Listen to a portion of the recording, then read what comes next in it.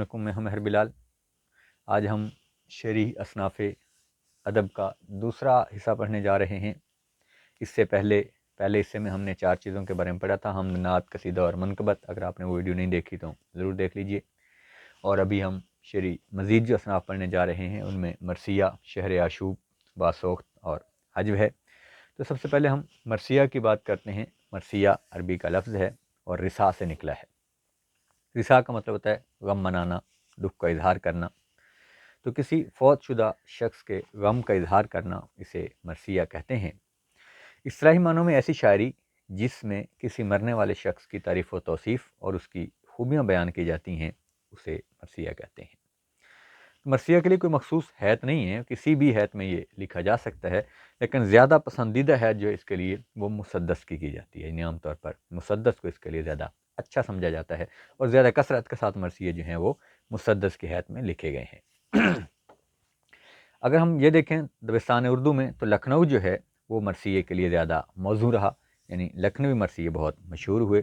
میر انیس اور مرزا دبیر جو ہیں وہ مرثیہ نگاری کے شہنشاہ سمجھے جاتے ہیں، یعنی یہ دونوں عظیم مرثیہ نگار شاعر تھے۔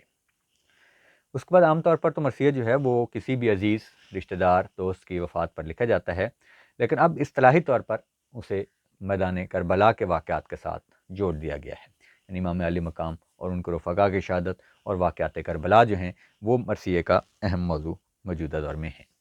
نصیر الدین ہاشمی نے مولا وجہی کو جو ہے وہ پہلا شاید اس کو کہا ہے اردو کا جو سب سے بڑا اور سب سے قدیم مرثیہ گو شاعر ہے، وہ مانا ہے۔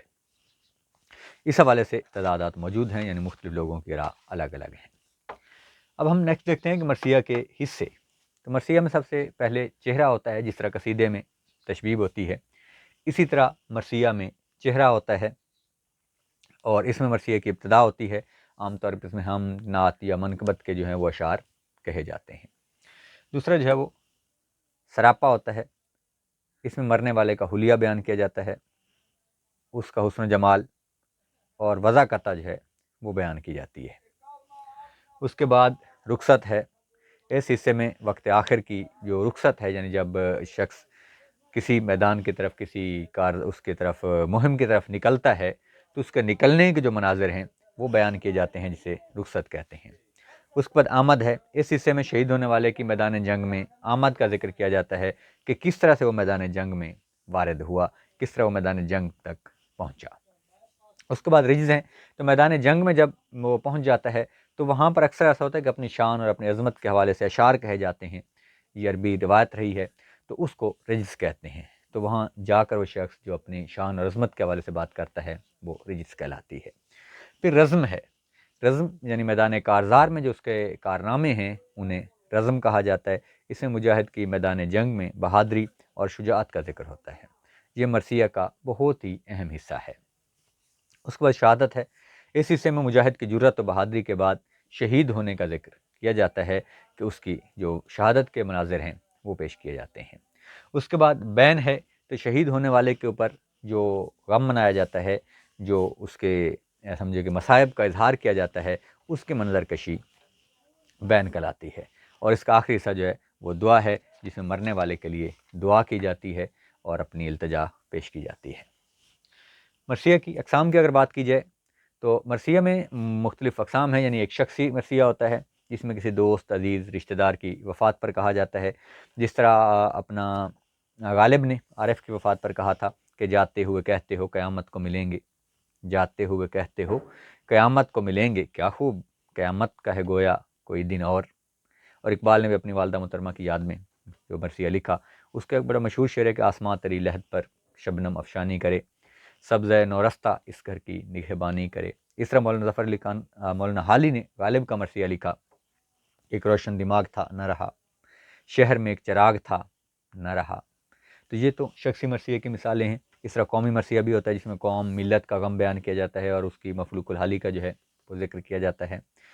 اور اسی طرح سے کربلائی مرثیہ ہوتا ہے جو سب سے اہم ہے، ہم بات کر چکے کہ اب مرثیہ کی زیادہ روایت یہی ہے کہ اس میں کربلا کے واقعات جو ہیں وہ بیان کیے جاتے ہیں، ان کے مصائب بیان کیے جاتے ہیں۔ اور بڑا خوبصورت جو ہے وہ شعر ہے کہ کس شیر کی آمد ہے کہ رن کانپ رہا ہے، رن ایک طرف چرخے کوہن کانپ رہا ہے۔ تو یہ تھا مرثیہ، اس کا مطلب، اس کے حصے اور اس کی اقسام۔ اب ہم دیکھتے ہیں شہر آشوب۔ لفظی مطلب شہر کا شور، فتنہ۔ اصطلاحی طور پر ایسی نظم جس میں کسی ملک، شہر یا معاشرے کے اقتصادی، سیاسی اور معاشرتی دیوالیہ پن کا اظہار کیا جاتا ہے، اسے شہر آشوب کہتے ہیں۔ اس کا انداز جو ہوتا ہے حجوی اور طنزیہ ہوتا ہے، اور سیاسی، معاشرتی، اخلاقی انحطاط کا منظوم جو اظہار ہے اسے ہم شہر آشوب کہتے ہیں۔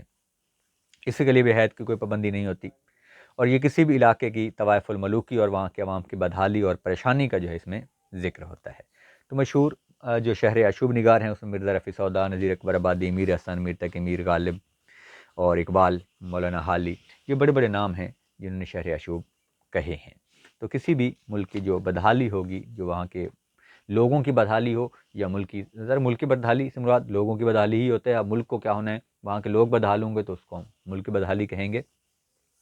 اور میر کا ایک بڑا خوبصورت شہر آشوب ہے کہ دلی جو ایک شہر تھا عالم میں انتخاب، رہتے تھے منتخب ہی جہاں روزگار کے، اس کو فلک نے لوٹ کے برباد کر دیا، ہم رہنے والے ہیں اسی اجڑے دیار کے۔ بڑا یہ مشہور ہوا ان کا۔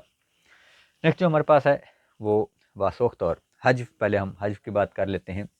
تو حجو جو ہے وہ ایسی صنف سخن ہے جس میں کسی کی برائی بیان کی جاتی ہے۔ تو یہ قصیدے کا متضاد ہے۔ قصیدے میں ہم کسی کی تعریف و توصیف کرتے ہیں، حجو میں ہم اس کی برائی کرتے ہیں۔ اس کا لغوی معنی بھی یہی ہوتا ہے کہ برائی کرنا، برا بھلا کہنا۔ اور اصطلاحی طور پر ایسی شاعری جس میں شخص جو ہے اپنے مخالف سے غصے کا اظہار کرتا ہے، نفرت کا اظہار کرتا ہے، اس کے کمزور اور مضحکہ خیز پہلوؤں کو جو ہے وہ اس انداز سے، طنزیہ انداز سے بیان کرتا ہے کہ اس کی رسوائی ہو جائے۔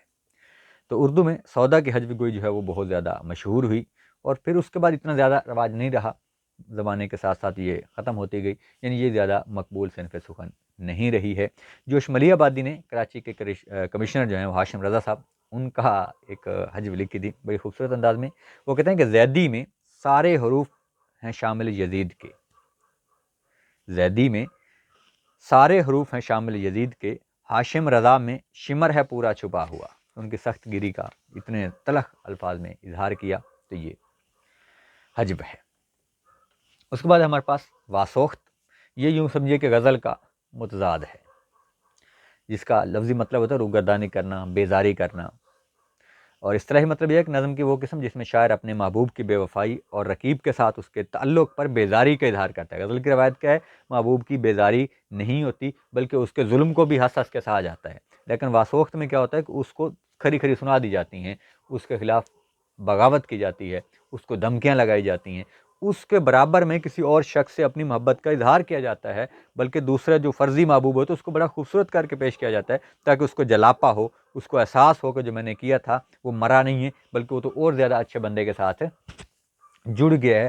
تو اب بڑا خوبصورت شعر ہے کہ تو جو بدلا ہے تو اپنا بھی یہی طور صحیح، تو جو بدلا ہے تو اپنا بھی یہی طور صحیح، تو نہیں تو اور صحیح، اور نہیں تو اور صحیح۔ تو یہ واسوخت ہے کہ جس میں محبوب کی بیزاری پر کھلے عام جو ہے وہ اظہار کیا جاتا ہے کہ بھئی آپ جیسے اب کریں گے ویسے ہی سہیں گے۔ تو شاعر نے لکھنؤ کو واسوخت کا مولد قرار دیا، عبدالحی نے گلرانہ میں میر تقی میر کو واسوخت کا پہلا شاعر قرار دیا، اور اس پر بھی اختلاف موجود ہے۔ واسوخت جو ہے اس کے لیے مسدس کی حیث زیادہ پسندیدہ کی جاتی ہے، اور اس کو بھی اردو میں کوئی زیادہ مقبولیت حاصل نہیں ہوئی، بس الا قلیل کہے گئے، اب بھی کہے جاتے ہیں، لیکن اس میں کوئی اب رواج نہیں رہا باقاعدہ طور پر۔ تو واسوخت میں شاہ مبارک آبرو، امیر مینائی، رفیع سودا، میر تقی میر، مومن خان مومن، فیض احمد فیض، ان لوگوں کے نام آ جاتے ہیں۔ تو یہ ہمارے پاس آج کی مختصر سی ویڈیو جس میں ہم نے ان چار کا ذکر کیا۔ اگر آپ نے ہمارے چینل کو سبسکرائب نہیں کیا تو سبسکرائب کیجیے، ہمارے ساتھ جڑے رہیے، ہم انشاءاللہ اس سلسلے کو اور آگے بڑھائیں گے۔ تو نیکسٹ ٹائم میں ہم اس سے اگلی اصناف ہیں جو شعری ان پر بات کریں گے۔ والسلام۔